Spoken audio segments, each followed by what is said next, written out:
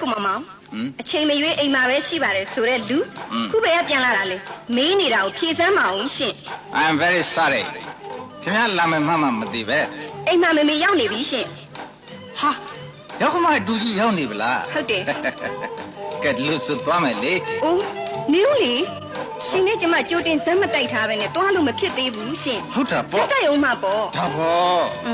ရှင်ကြည့်ရတာတော်တော်မူးနေပုံရတယ်ဖြစ်မှဖြစ်ပါမလားကိုမောင်မောင်ရေစိတ်ချစမ်းပါစိတ်ချစမ်းပါ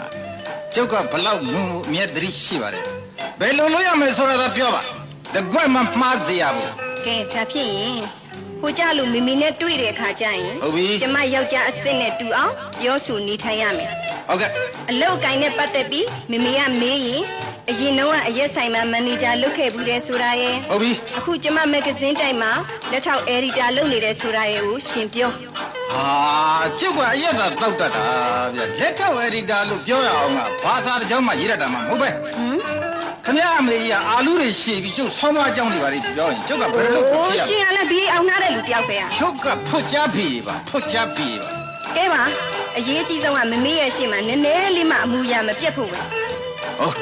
ဒီအတွက်ကတော့စိတ်ချစမ်းပါ